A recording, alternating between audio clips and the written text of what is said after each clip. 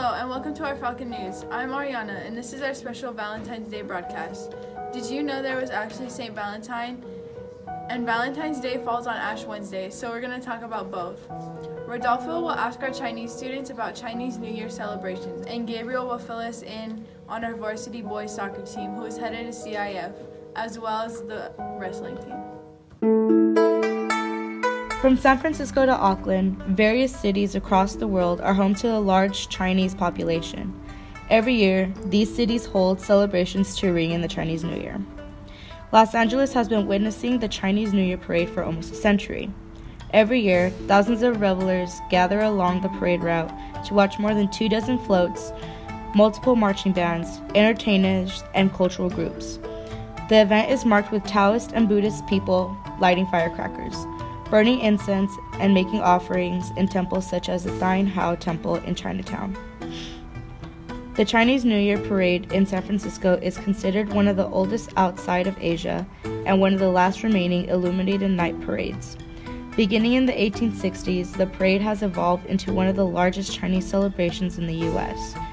It features colorful floats, people sporting elaborate costumes, fireworks, and the newly crowned Miss Chinatown USA. There are at least 9 Chinatowns spread across the boroughs of Manhattan, Queens, and Brooklyn. Home to the largest Chinese enclave in the Western Hemisphere, Manhattan organizes a firecracker display, a cultural festival, and the Lunar New Year parade featuring food vendors and various street performances.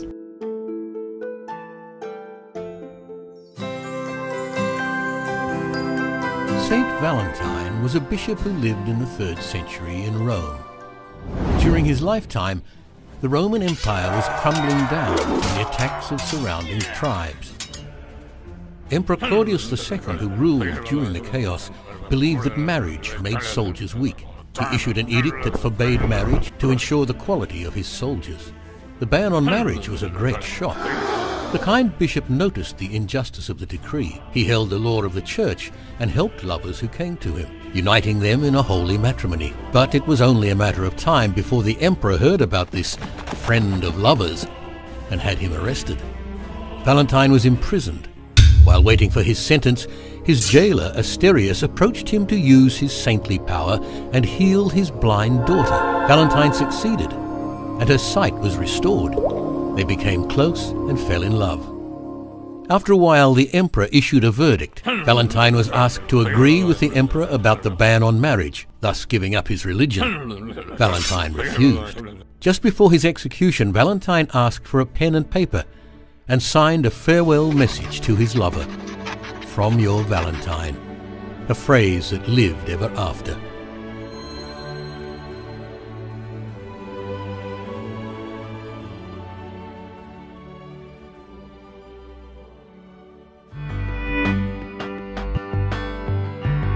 If you haven't heard yet, Aquinas has an academic decathlon team.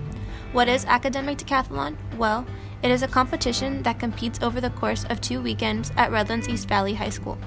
With 7 core subjects such as math, social science, science, literature, art, music, and economics, it also has 3 other subjects: speech, interview, and essay. Although each competition is individual, at the end of the competition, there is a team super quiz based off of the level of each team.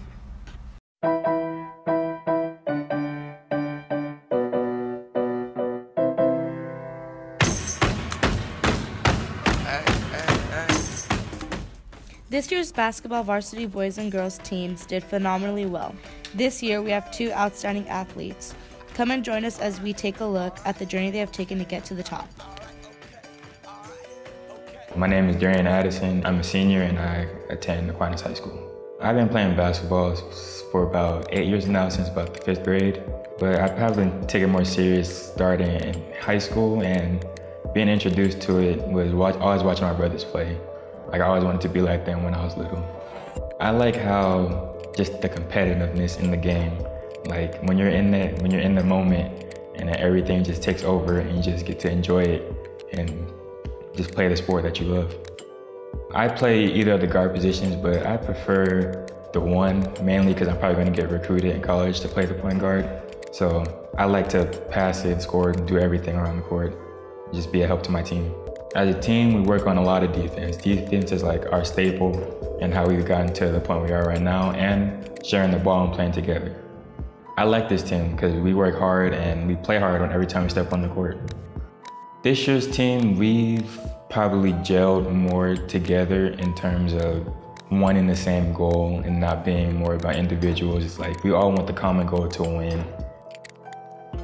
Something that I've learned from Coach Johnson is he basically made me into a better basketball player because he helped me understand that many things aren't gonna just be forced. Like you have to let some things come to you and then be smooth, and all of it is just to help. It makes the game easier. We go forward, that's your track. Darien Addison played the 1 and 2 position for us. He's our leading scorer. He averaged like 23 points a game. My goal for him is to try to get him at the point spot where he can be more vocal and maybe get opportunity to play at the next level. Good kid, works hard. I believe if somebody, a college coach, take a chance on him, they'll be happy what they get out of him. He's long, plays good defense. He can put the ball on the floor. He's surprised he's left-handed, but he used the right hand just as well as he does the left. Can shoot the 15-footer, can shoot the 3 ball. Athletic.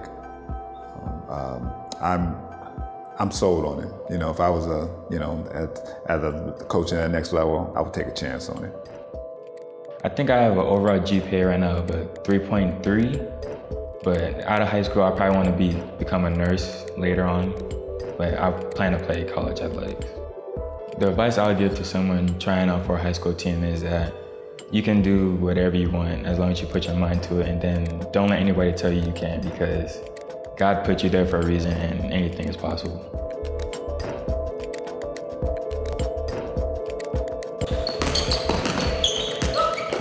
My name is Madison Ibarra. I'm a senior and I attend Aquinas High School. I've been playing basketball since I was 5, so for about 13 years, and my favorite thing about the sport would be the aggressive physicality and passion for it.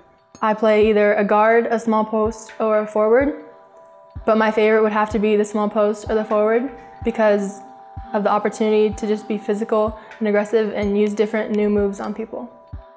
I look forward to every practice because I know that it's a group of girls that I love and who's a family, and I just know that whether we're on and off the court, the connection that we have to each other, to our coach, we know how to get to business, but we also know to have fun. So as a team, because we're young, we've been working and trying to improve on a lot of things.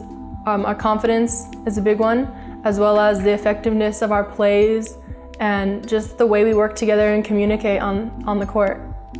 Personally, I think I'm working more on offense to try to become more developed in the use of my post moves, right and left side, not just one side dependent, and then as well as being able to be more comfortable shooting the ball. So something I've learned from Xavier Gomez, our coach, is that even if you mess up, it happens to everybody, and the most important thing is just to forget about it, pick yourself up and learn from that and just move on. Hey, Todd, same thing too. Make a move, take a step. Every once in a while, as a player, you're gonna struggle. There's gonna be times when your shots don't fall. There's gonna be times when, you're working hard and you're getting the rebound, and you're putting the ball up, and it's not going in, you put it back up and it's not going in, and you just get frustration. All you can do is keep working. Madison, as a basketball player, is very hardworking. Just any advice I could give, she's like a sponge, just kind of wanting to know. And by the time she got here, she, talent-wise and ability-wise, was more advanced than most of the 8th graders that coming in as a freshman are. And that was just a lot of it because of her eagerness to learn. I would definitely say if you're trying out for a sport for the first time and you're a freshman in high school, I would say just go for it. Just keep trying at it, and the more you work hard, the better the outcome will be. My current GPA is a 4.5.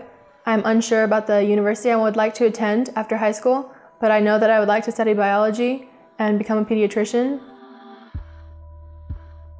I would say definitely my immediate family which includes my dad and my mom and even my sister, are the most important people in my life because they're always the ones supporting me and the ones who are there at every game. They're there even at my practices sometimes. They take me wherever I need to go, and they're always encouraging me. Our varsity soccer teams are both on fire and both teams have made it to CIF. The boys soccer team has held the first in league position this whole season. Our girls have worked hard and ended up in third.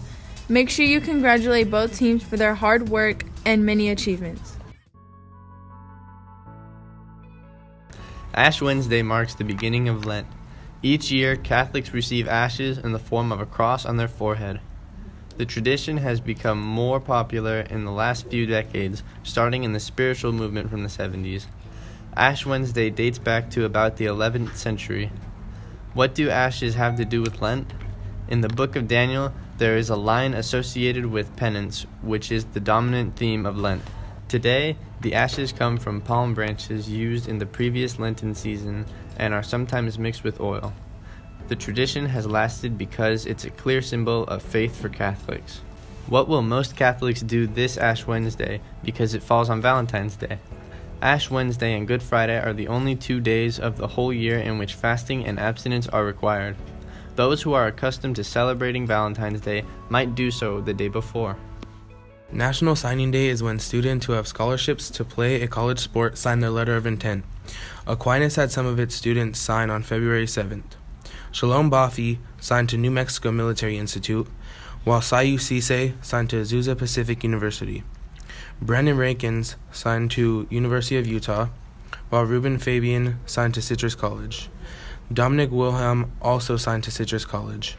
Joshka Gustav signed to the University of Colorado. Jasper Friss signed to University of California, Berkeley. When you see your fellow Falcons, make sure you congratulate them.